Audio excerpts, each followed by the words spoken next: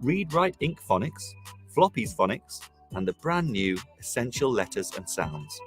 Essential Letters and Sounds will get all your children reading well, quickly, using phonics books you may already have in your classroom. Developed by the Knowledge Schools Trust English Hub, it's affordable, easy to use, and makes teaching phonics with letters and sounds more effective. Whatever your school's phonics needs, Oxford has the solution. To find out more and receive support from your expert local educational consultant, visit oxfordprimary.com/phonics. Hello everyone and welcome to the History Hotline, the hottest line for all things Black history and beyond. I'm your host, Deanna Lynn Cook, making space for honest conversations about Black British, Caribbean and African history. Here to teach you all the things left out of your school books. Make sure you subscribe to the History Hotline on all good podcast platforms. Follow us on social media at the History Hotline on Instagram and at the History HL on Twitter to find out about new upcoming episodes.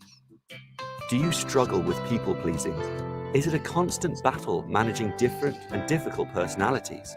Why not inspire, challenge, and empower your team through the MAL CPD Essential Coaching Skills for School Leaders course, or gain practical skills to become a strong and compassionate leader through the Assertive Leadership and the Emotionally Intelligent Leader courses. All MAL CPD courses are accredited by the Institute of Leadership and Management. Find out more at www.malcpd.com. Welcome, everyone. As I say, welcome back, and obviously, I hope you enjoyed listening to this advert. So today, I'm your host, and just to talk about a few things, obviously, as I introducing myself, here's some things that you can talk about, obviously, or regards to STEM, which I will be discussing today. So did you know in the last 18 months, the whole landscape around education and work has changed? For example, schools have now have invested heavily in ed tech, allowing people to work from home or receive online education. In April last year, nearly 50% of young people did some form of work, or those with employment, and especially the target group of age 16 to 24, where they were less likely to engage in online learning than older people. Reason being for that is because obviously, during the lockdown, a lot of people's mental health was obviously greatly affected. And obviously there was an ongoing battle as a parent myself to kind of encourage my own children to, take on some form of education. Now, as I mentioned before, obviously I've got an interest in STEM, and STEM is my passion. And obviously, being teaching over a decade, here's some ideas for a STEM club that you can obviously run for yourselves. Running a STEM club based on a passion. So, for example, I have a passion for coding or for esports, for example. Examples of extracurricular programs could involve things like Tech Girls, DigiGirls, obviously Raspberry Pi sort of programs. Write an article about STEM in your school. So I published an article for my school called the STEM Corner. Trips around careers in STEM. Obviously, visiting various institutions, and obviously a number of STEM competitions such as Cyberturian is a fantastic competition.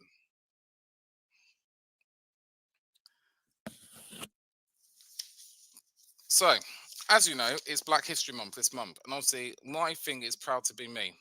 Okay, proud to be. And with that being said, obviously, what are you proud to be of? How would your legacy be defined?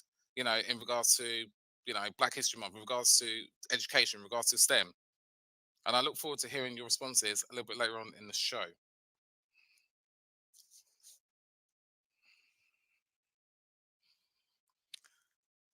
Need support with your phonics teaching? Did you know Oxford University Press now has 3 DFE validated programs to help you? Read Write Ink Phonics, Floppy's Phonics, and the brand new Essential Letters and Sounds. Essential Letters and Sounds will get all your children reading well, quickly, using phonics books you may already have in your classroom. Developed by the Knowledge Schools Trust English Hub, it's affordable, easy to use, and makes teaching phonics with letters and sounds more effective. Whatever your school's phonics needs, Oxford has the solution. To find out more and receive support from your expert local educational consultant, visit oxfordprimary.com/phonics. Hello everyone and welcome to the History Hotline, the hottest line for all things Black history and beyond. I'm your host, Deanna Lynn Cook, making space for honest conversations about Black, British, Caribbean, and African history. Here to teach you all the things left out of your school books. Make sure you subscribe to the History Hotline on all good podcast platforms. Follow us on social media at the History Hotline on Instagram and at the History HL on Twitter to find out about new upcoming episodes. Do you struggle with people pleasing? Is it a constant battle managing different and difficult personalities? Why not inspire, challenge, and empower your team through the MAL CPD Essential Coaching Skills for School Leaders course, or gain practical skills to become a strong and compassionate leader through the Assertive Leadership and the Emotionally Intelligent Leader courses. All MAL CPD courses are accredited by the Institute of Leadership and Management. Find out more at www.malcpd.com. You've been listening to Teachers Talk Radio. Tune in live and listen back at ttradio.org. We look forward to hearing from you next time on Teachers Talk Radio.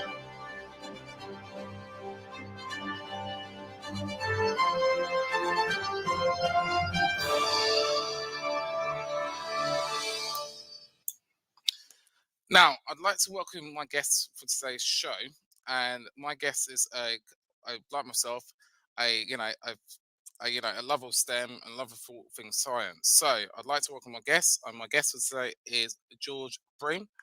Can you give her a round of applause?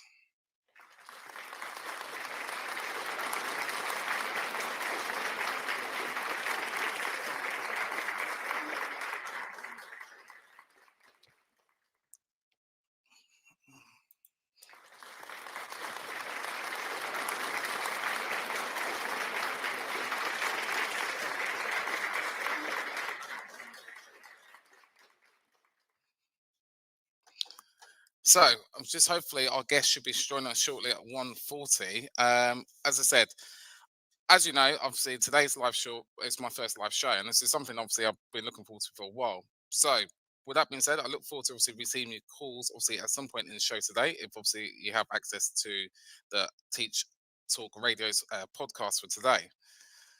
Now, so going forward, obviously, and once my guest does arrive, I'm looking forward to talking with my guest about today's topic, which is the importance of STEM. Why is it important to encourage young women and students from different ethnicities to consider pursuing a career in science?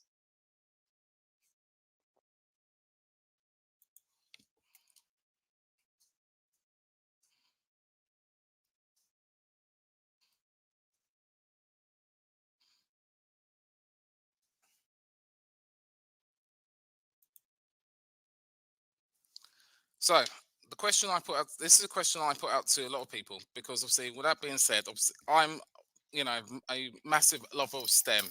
And STEM is something that I'm really passionate about. As I mentioned, probably on the show, or didn't mention, obviously, I'm a former tech professional. So, obviously, I've seen how important it is to have people from different ethnicities and different backgrounds and different genders to be involved in STEM, especially the tech industry. And especially, there's a major shortage of women. So, did you know that in the tech industry, about 3% of the workforce or the STEM of the workforce is women? And this is something, obviously, at a ground roots level that we need to change, i.e., for example, encouraging the next generation. Hello. Just wait for. So, encouraging the next generation of people or young women or, to come to embrace them, to sort of think about, okay, why is it important that we teach STEM in school? Why is it important that we encourage young people to follow STEM careers? It's not just necessarily about following technology, engineering, or maths. Okay, it is more or less looking at STEM as the bigger picture. And like I said, these are the sort of the careers of the future. Having worked, as I said, in the tech industry myself, I know fully aware and I'm fully aware how important it is to encourage the younger generation to follow in the footsteps and, to embrace them careers and they are the future.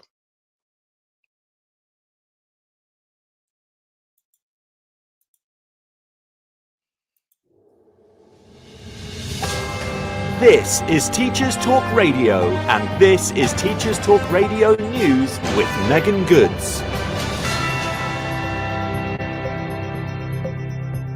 This is your latest Teachers Talk Radio News.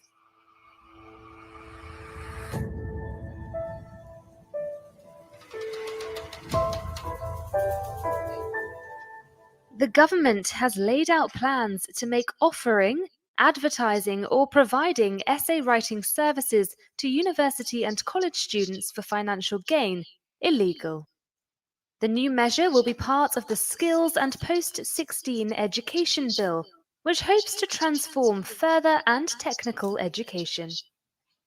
The Department for Education said it hopes the criminalisation of essay mill services will stop students from falling prey to deceptive marketing techniques from contract cheating services.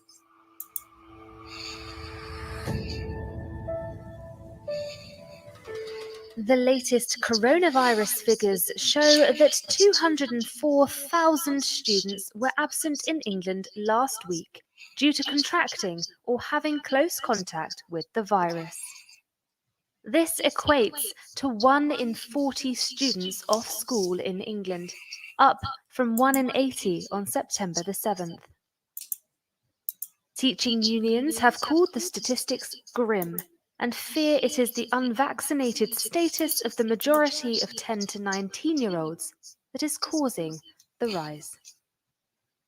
That was your latest Teachers Talk Radio News.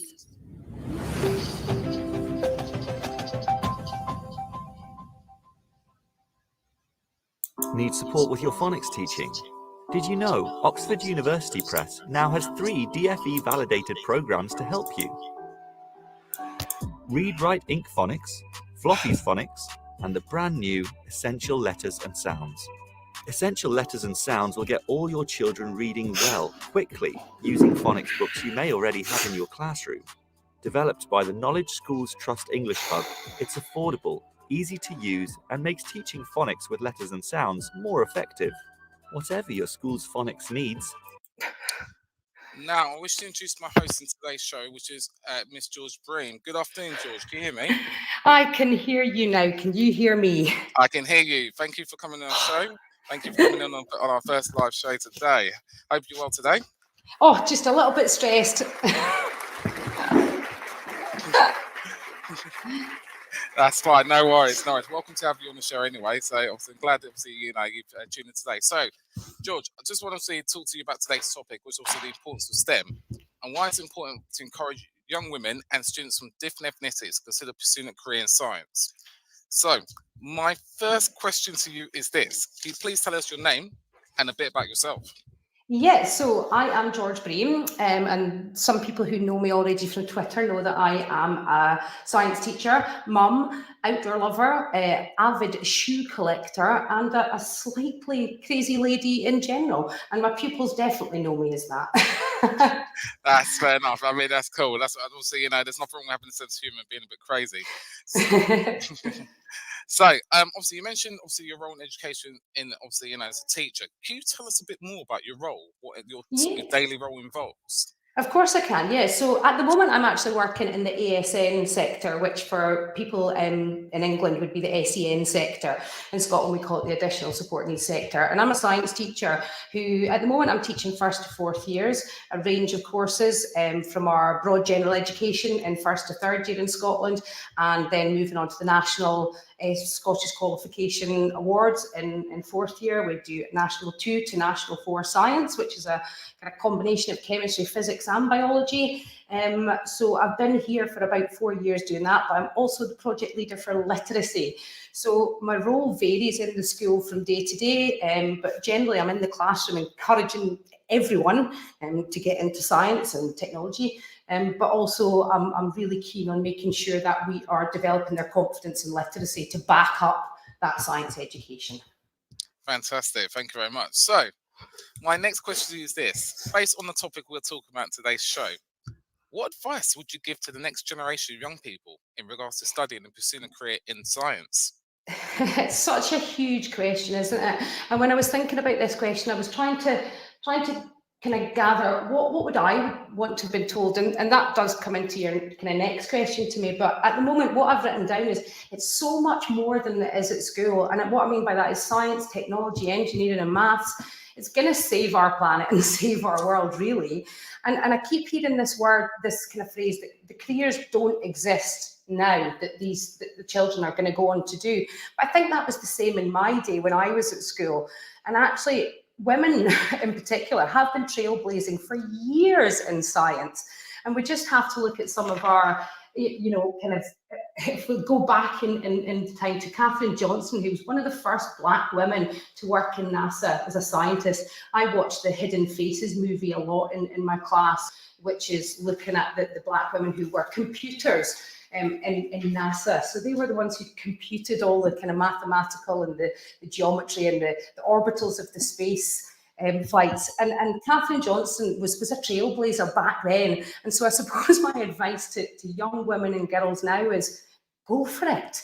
Absolutely go for it. If you've got a slight interest in science or technology, and we're talking here about computing, food technology, water science, there's so much to this. You've got a slight interest in it, there will be a job out there for you. And I think, my mum was a scientist, and I mentioned that to you when we've been chatting before. And in my life, being a scientist was never a question. Whether I was a woman, my little brother's an engineer, I'm a science teacher, and our mum was one of the first research chemists in British Sugar. So the advice is go for it. Do what you want. I think you want to get a job that feels like you're not working. I mean, I'm sure you feel the same as me about teaching, that it doesn't feel like I'm working some of the time because I have so much fun.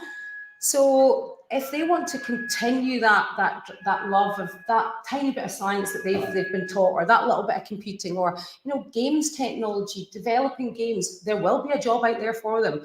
So do they want to save the world? Do they want to have fun? And if so, then yeah, go for a career in science or engineering, because there's so much out there, and it's a really up and coming industry now. It's so important now, even more than it ever has been in the past.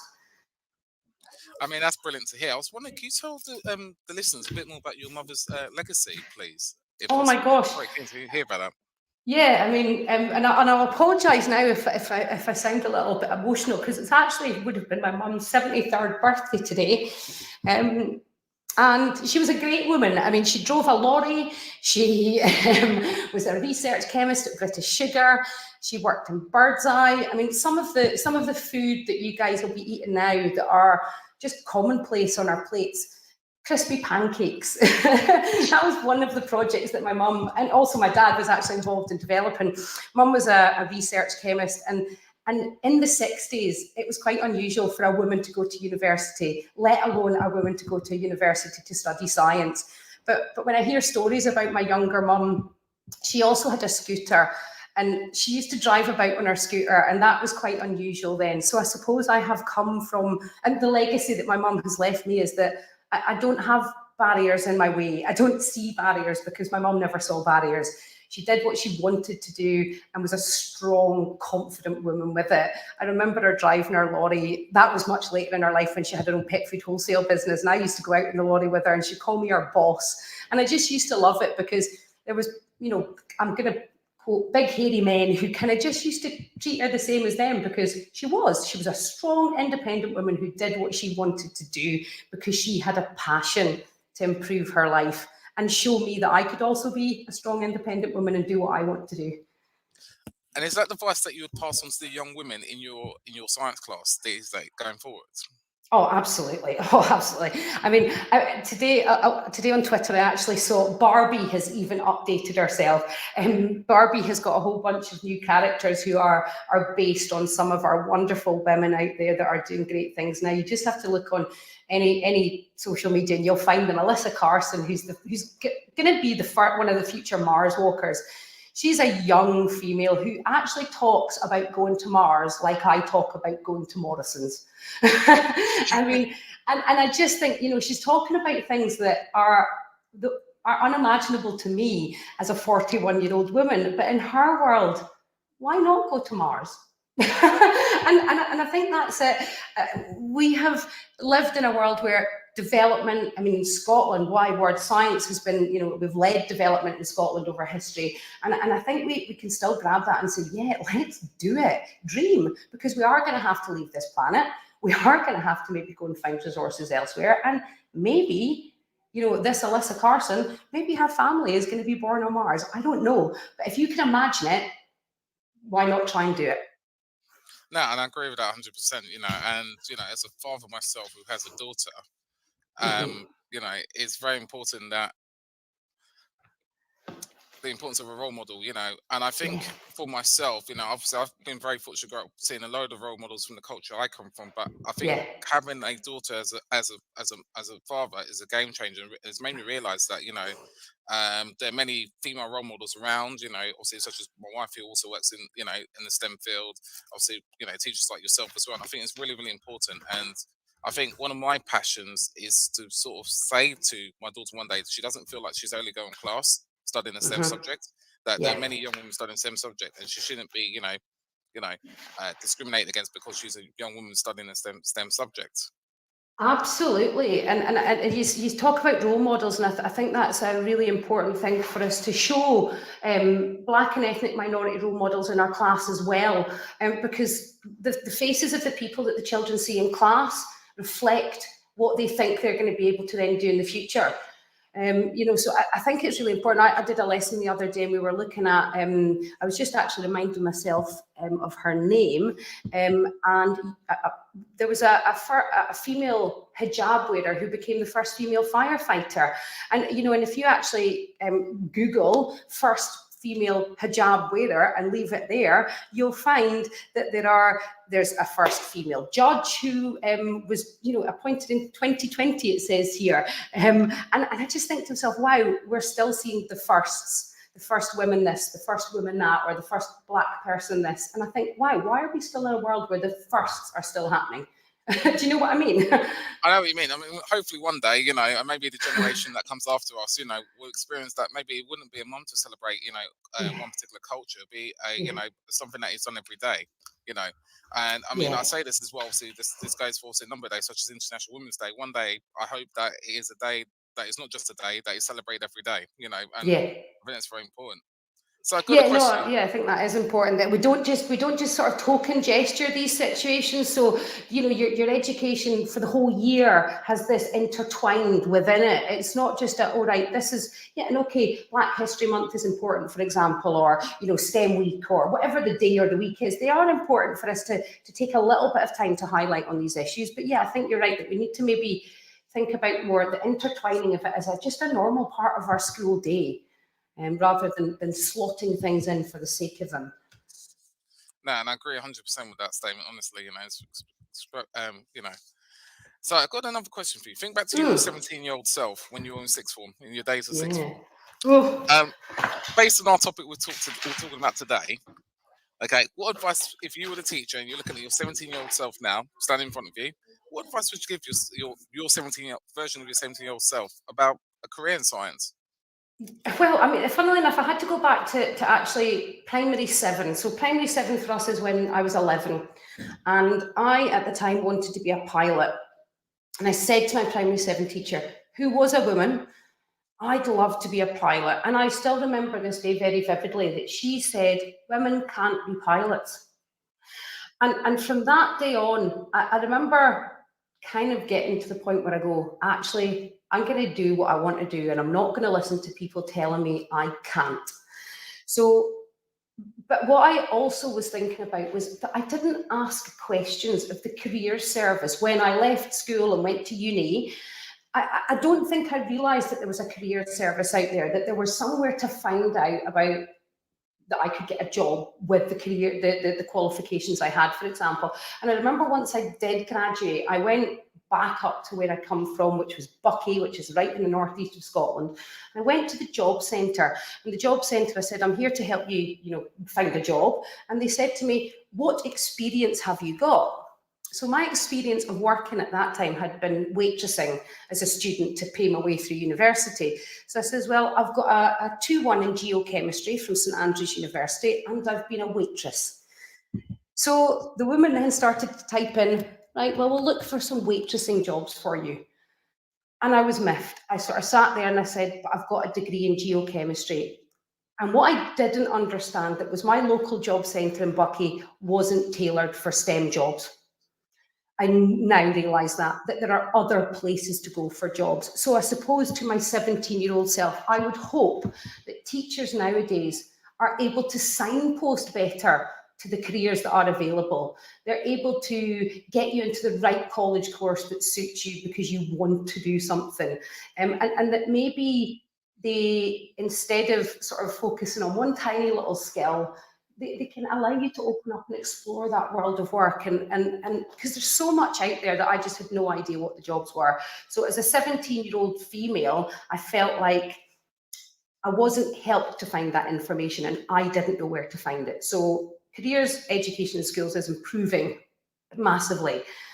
And I think, you know, in our school, we have skills for work from first year all the way to 6th year. So I think that is changing now. But I would also say to my 17-year-old self, you know, believe yourself, believe in yourself. I still have to say that to myself now as a woman. And you know, I spend a lot of time networking with the women's education on Twitter. And there is still this feeling that women won't apply for a job because they maybe think they can't do it all, but men will apply for that same job because they just say, go for it.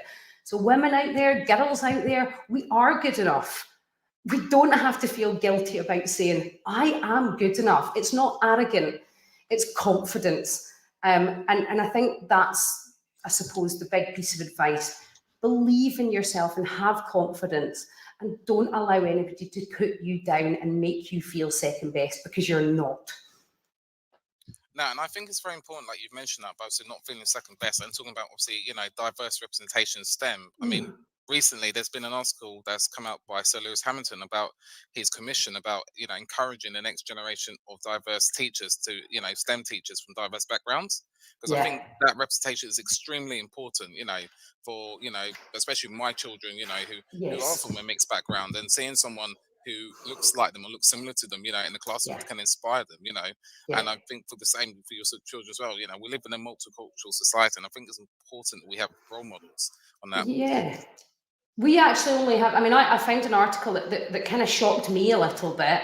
I wanted some statistics or some numbers to speak to you about from Scotland. And I found an article, and it was from 2020. And the First Minister, Nicola Sturgeon herself, to quote her, said, the lack of BAME teachers in Scotland is unacceptable. They are woefully underrepresented.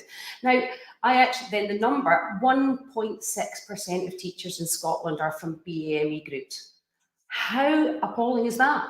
1.6% of teachers. So you're right. Are the faces in the schools diverse enough to be telling our kids, you can be that next person? No, and I think that's, like I said, it's extremely important. So for my next question to you, as you know, is Black History Month. And in your opinion, why is it important for students from different backgrounds to consider career in science? Why is that important?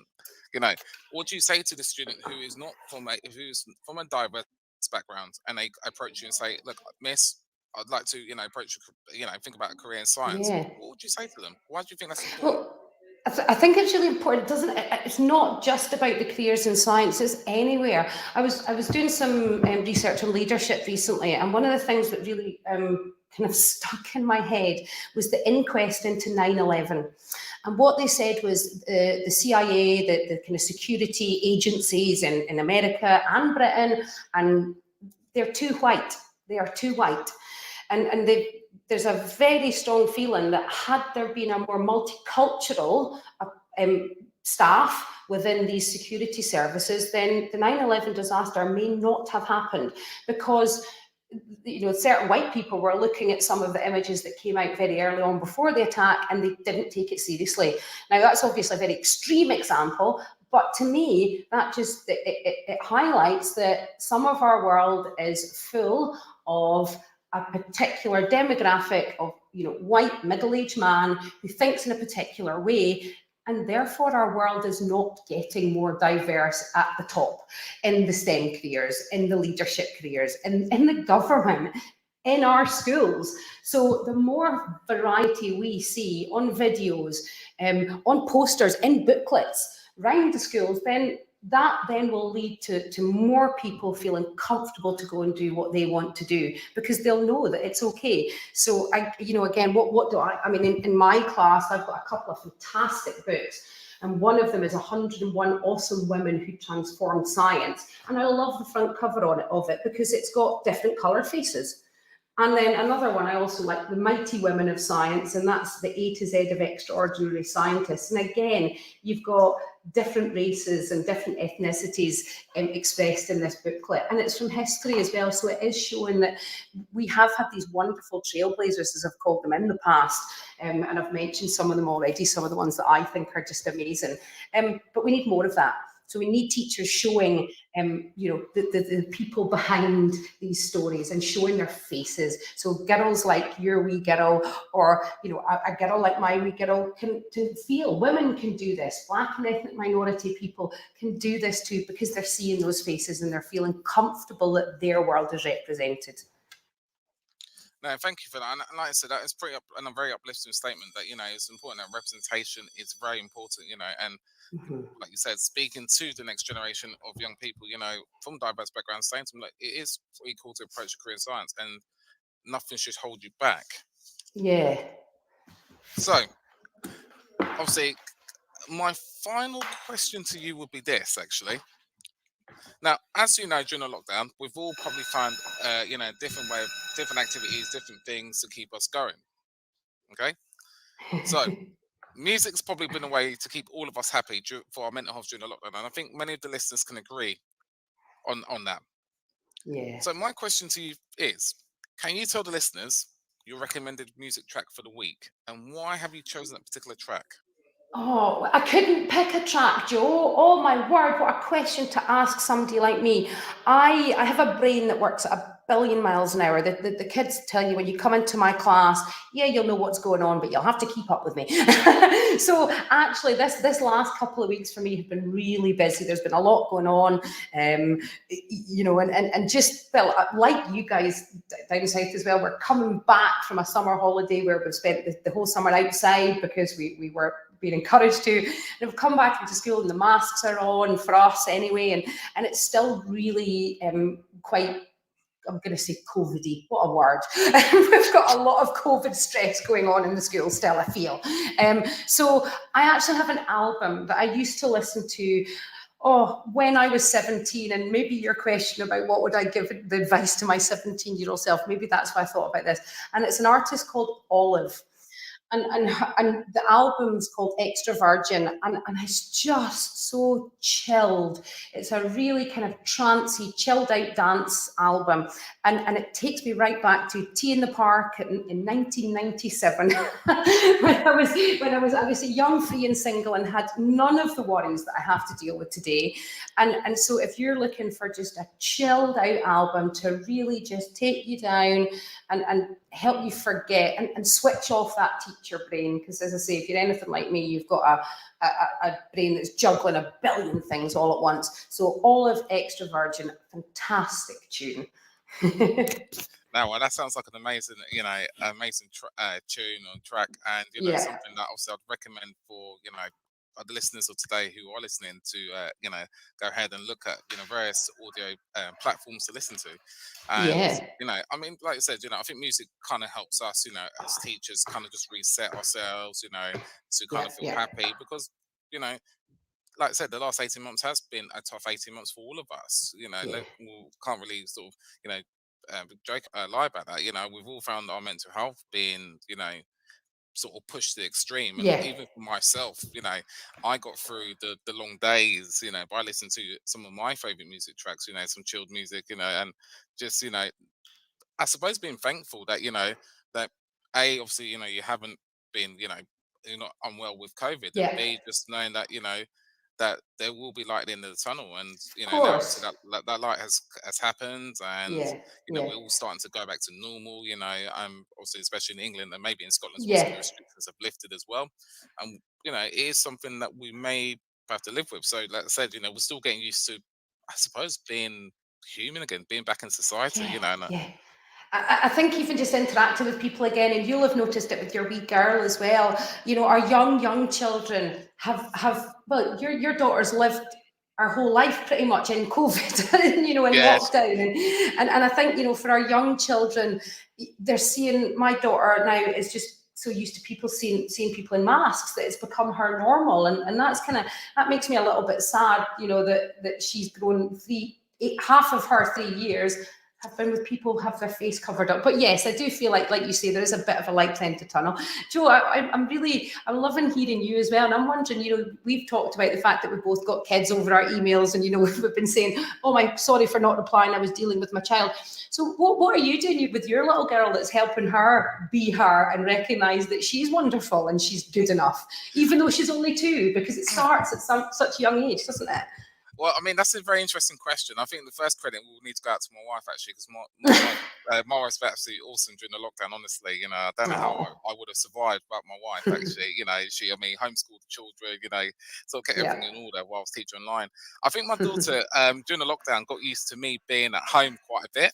So it was nice to have that father-daughter bond, you know, and just having time to play with. So my daughter now is interested in puzzles. So a lot of the time when I come home, you know, and it's great, you know, she'd run and give me a hug, and then basically we'll sit down and do a puzzle for about an hour or so, you know, and it's great, you know. And obviously, you know, she's now also getting used to seeing people, you know, like you said, my daughter was a lockdown child and spent the time, you know, seeing people with face masks. So it's great for her to kind of see how she interacts with people and how she interacts with family, you know. And I think, you know, even as an educator myself, you know, I'm obviously witnessing the students that I teach, you know, how they interact with each other, because again, it's 18 months since I've had that type of face-to-face contact, you know, and even some of the students I teach are still a bit standoffish. So it's quite interesting times. Even as adults, we're still a bit standoffish as well. So interesting times going ahead, you know. Yeah, I think so, and I really hope, you know, over this next few months, as we see COP26 happening in Glasgow, which we're all very excited about up here, you know, I hope to see that we are going to get even our generation and the next generation of maybe slightly more responsible and caring people who actually just settle down and look after the world and look after each other, because we are in a, you know, Britain's never had a global pandemic in my lifetime, and I've never experienced anything like this, and it feels like the world is changing, and I really hope so. You know, there's lots of calls to, I mean, I was just looking at our own General Teaching Council website, and there's loads of advice there about how to decolonise the curriculum and to introduce equality and diversity. There's online learning modules, and there's all sorts. So I really feel like there is a change happening, and that we are going to move into I hope a better world, because I do sometimes think, you know, now I've brought a wee person into the world that I just want it to be a nice world for her. And that sounds like a very simple desire, but it is so much more complicated than that, isn't it? You just want it to be a good place for them. No, and this is the thing there, and you know, my hope is that obviously with the world of STEM, you know, STEM being taught in schools from primary school to secondary and beyond, you know, and in, you know, it will sort of STEM will be, you know, at the forefront, you know, of making the world a better place. You know, as you know, the fantastic, you know, doctor who invented the vaccine for AstraZeneca was made a dame, you know, and for me, I said rightly so, because she has saved so many people, so many thousand lives, you know, and that is basically what the power of STEM does. You know, STEM is kind of everywhere. It's not just, you know, in one subject or one area. It's basically every day. And my wish is that, obviously, like I said, you know, that STEM is embraced by everyone, you know, and that STEM is taught in school as a, you know, a regular subject, not just something that is seen as a club or something that's seen as extracurricular. Because I think it's important for the younger generation to learn about STEM and to grow those digital skills and to be able to, you know, take on the jobs of tomorrow, because there are many jobs out there. I think, you know, you're right there in that growing of the digital skills. I mean, certainly there, you know, you've got a generation of kids who are great on their phones, for example. But I've been delving into, you know, a lot more of the kind of technology of microbits and makey. And I noticed you posted something earlier on the Raspberry Pi, which is kind of on one of my radars to start looking into. But as a chemistry and biology teacher, certainly when I moved to the ASN sector, I found that I had more flexibility to look at my subject more as a STEM subject rather than classic science, if you like. So I do think we still have a long way to go. And again, there's been a lot of discussion since the lockdown, and with the Scottish Qualifications Authority and the exam process, and whether that's actually the best way to get the best out of our children, whether an exam process is still, are we teaching to the test? You know, and I think you're right that we do need to make sure that we're creating a generation of children that are confident to be problem solvers, confident to come up with ideas that aren't there yet. When I was, you know, again, just looking at the type of careers that are available out there, SSE, so our Scottish and Southern Energy company, huge big company, and they're advertising for engineers and technicians to create things that haven't been created yet. And, you know, the job description, when I'm reading it, I'm going, wow, I need to look up what that means. And I think that's quite important as well, that as a science or a STEM teacher, we have to continually stay on top of what is going on out there, what college courses there are, what jobs there are, what careers are available, what websites should we be directing people to look for those jobs, and actually maybe even trying ourselves to stay on top of some of the more modern language that is coming out of the STEM sector out there. Because as I say, I had to Google some of the stuff that was on some of these job descriptions because I have no idea what they are, which means that the children are going to start to teach me, which I think is a great place to be as a teacher. But we just need to keep this momentum up, and as far as I can see. No, I agree with you. And like I said, fostering the interest of STEM, you know, for the younger generation is important, you know, and I use the phrase, and it's something I believe in, that you learn something every day. And regardless how experienced you are as a teacher, you can still learn from the current generation. Mm-hmm. Yeah. I mean, actually, this week in my class, I had exactly that moment happen. So when I was recently, I went to visit my dad on our September weekend, and he's got a new lad working for him. And my mum and dad have a big, it's just my dad now. They have a big site up there, and they've got kennels and a couple of businesses on site. And this new boy who was working for my dad, I was chatting to him about what I do in my class with the retro gaming and the makey and all the bits of technology. And he said, I found a box in the barn, and I think there might be something in there that interests you.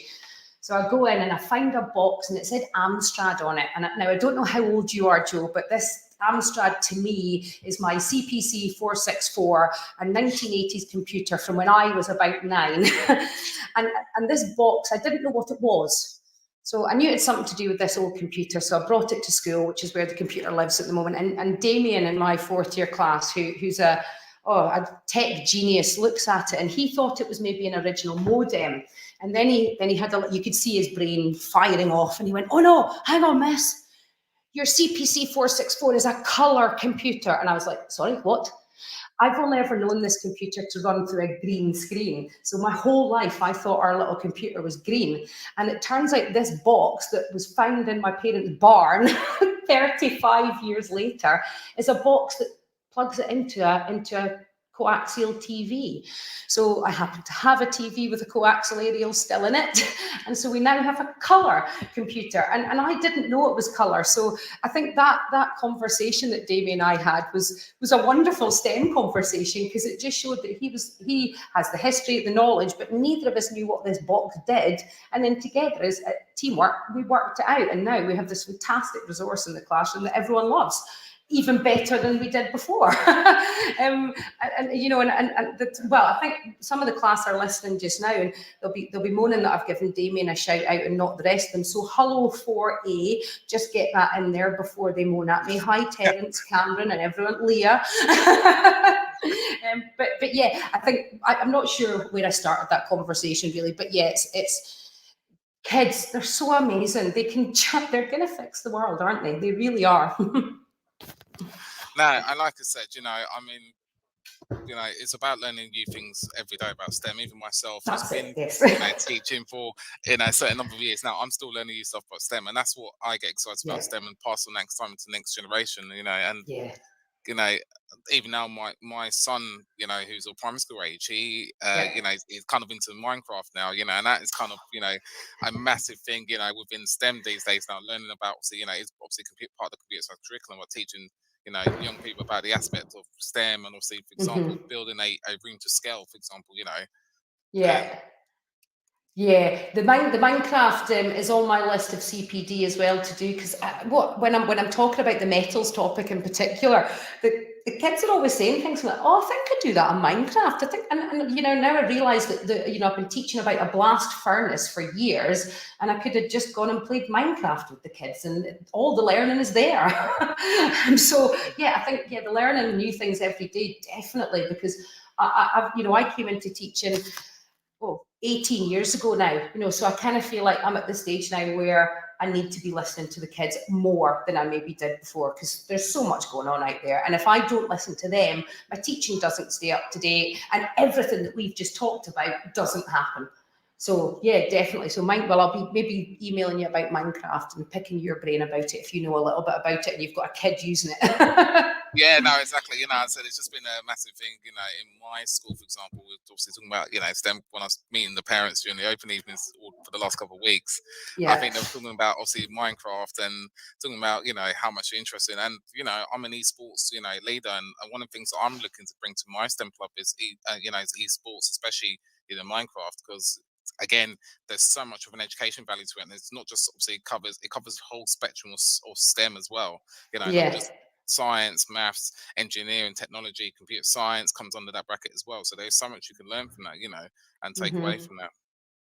Yeah, and I think it's interesting as well. You've mentioned that a couple of times there, that kind of idea that STEM is, it's a cross curricular. It really is. I mean, when I think about my mum and dad again, dad actually back in the day, he's still dyslexic, but when he went to school, he wasn't recognised as dyslexic, so he actually left school very early. So you could argue was the polar opposite to my mum, who was educated to degree level, but they both ended up working in the same field, in food technology, and one of my best friends in school, Helen Graham, the home economics teacher, I was chatting to her today about her history and how she got into teaching, and one of the things she was telling me was that she actually did chemistry, physics and biology at school rather than home economics, but she wanted to become a home economics teacher, but she recognised the importance of, I'm going to call them, I suppose, the hard sciences, to help back up those skills that she knew she'd need later on as a food technologist or a home economist. So and again, it was maths she was mentioning, those skills of kind of calculus and what she called the old-fashioned maths of trigonometry and things like that, which arithmetic and O levels. But yeah, I think science, STEM, it's such a cross-cutting theme. I mean, I'm even thinking about the shoes I'm wearing. There must be an engineering process involved in that. So just letting those kids know that lots of things that they do might have a STEM input, and that even that engineering design process can be used in so many different places. I mean, God, you can obviously tell I could talk about science and technology forever. I just enjoy it so much, and there's so many different scopes, so many different places you can go with it. No, and I think it's important to talk about science and technology, and obviously and it's a passion at the end of the day, STEM, and science is a passion, and I'm the type of person who would always say to someone, embrace your passion, and go for it. If you want to achieve a career in science, if you want to achieve a career in STEM or maths, go for it. There's nothing stopping you. The only person that stops you is you. That's what I always say to my students. Yeah, absolutely. The choices that they make and the engagement that they give, that they have to put in the hard work. And you're right, we can facilitate that. And that's what we should be. We should be helping facilitate it in all the ways we've said, representing the mixed variation in our society and class, making sure that our science education isn't just chemistry and physics and biology now, because it is so much more. But yeah, I think more so as well as teachers and facilitators, we have to impress on children that hard work is still needed. Nobody's going to just throw a job at them. And we worked hard to get to where we are. And the kids still see me working hard. And I think that is a message that I get across them a lot as well. That yes, if you want to be the best, if you want to be that person who's coming up with the new technology, the big quote, save the world, fix everything that we've done to wreck it so far, then you are going to have to work hard, and you are going to have to put in a bit more than the other person sitting next to you if you want that job. It's a competitive field out there, but there are lots of different routes that you can take as well. So I think we need to make sure that they understand that, they might feel like a traditional career is school, uni, job. we're coming away from that now, and there's apprenticeships, there's college courses, there's, so many different ways of getting into a STEM career. And as I say, I just have to think back to my mum and dad and their different routes into STEM and how they both ended up at the same place in the same job, but they both worked blooming hard to get to where they did get to. And so I think, hard work and determination, but you're right, the only people that are really going to stop them, well, kind of is themselves. But we have to support them and understand that they can shut off some of those negative influences. And that if somebody tells them they can't do it, they're allowed to question that. Well, why can't I? Let me in. And bang on doors and, shout a bit louder than somebody else to get yourself noticed. No worries. I mean, Georgia, I'd like to say thank you so much for appearing on my first show as a guest. It's been absolutely lovely speaking to you. I've learned a lot today about science as well. Obviously I love science at school, but I've learned a great deal about science today. So I'd like to say thank you so much for appearing to be a guest on my show, and have yourself a lovely day. Thank you. Oh, I will. No, thank you for inviting me, Joan. It's been lovely to talk to you, and I hope we get to chat again. And I'll go quiet now and listen to the last sum up of your show. So, and well done for your first show as well. Brilliant job. Thank you very much. You're too kind. Thank you very much. Thank you.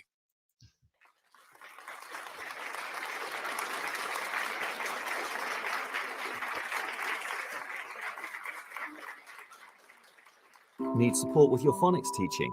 Did you know Oxford University Press now has 3 DFE validated programs to help you? Read Write Ink Phonics, Floppy's Phonics, and the brand new Essential Letters and Sounds. Essential Letters and Sounds will get all your children reading well, quickly, using phonics books you may already have in your classroom. Developed by the Knowledge Schools Trust English Hub, it's affordable, easy to use, and makes teaching phonics with letters and sounds more effective. Whatever your school's phonics needs, Oxford has the solution. To find out more and receive support from your expert local educational consultant, visit oxfordprimary.com/phonics. Hello, everyone, and welcome to the History Hotline, the hottest line for all things Black history and beyond. I'm your host, Deanna Lynn Cook, making space for honest conversations about Black, British, Caribbean, and African history. Here to teach you all the things left out of your school books. Make sure you subscribe to the History Hotline on all good podcast platforms. Follow us on social media at the History Hotline on Instagram and at the History HL on Twitter to find out about new upcoming episodes. Do you struggle with people pleasing? Is it a constant battle managing different and difficult personalities? Why not inspire, challenge, and empower your team through the MAL CPD Essential Coaching Skills for School Leaders course, or gain practical skills to become a strong and compassionate leader through the Assertive Leadership and the Emotionally Intelligent Leader courses. All MAL CPD courses are accredited by the Institute of Leadership and Management. Find out more at www.malcpd.com. You've been listening to Teachers Talk Radio. Tune in live and listen back at ttradio.org. We look forward to hearing from you next time on Teachers Talk Radio.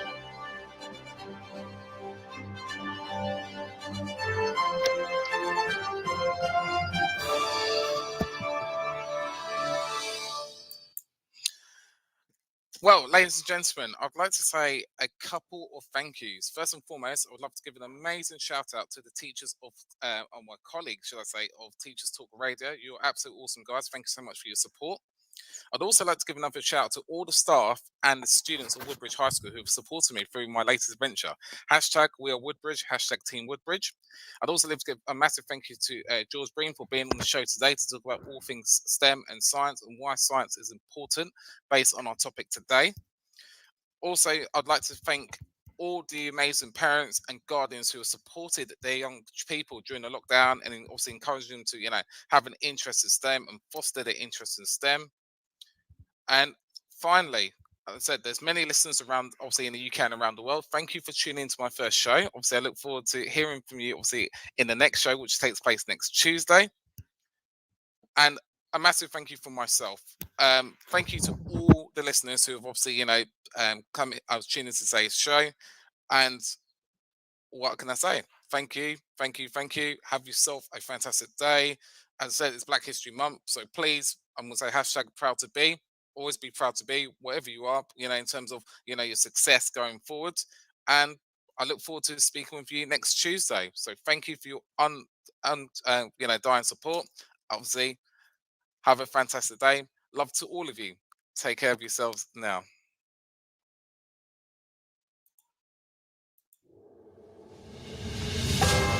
This is Teachers Talk Radio, and this is Teachers Talk Radio News with Megan Goods. This is your latest Teachers Talk Radio News.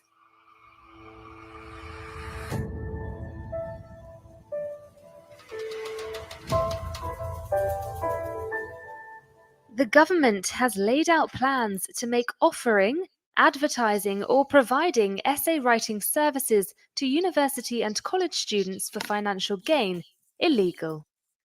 The new measure will be part of the Skills and Post-16 Education Bill, which hopes to transform further and technical education. The Department for Education said it hopes the criminalization of essay mill services will stop students from falling prey to deceptive marketing techniques from contract cheating services.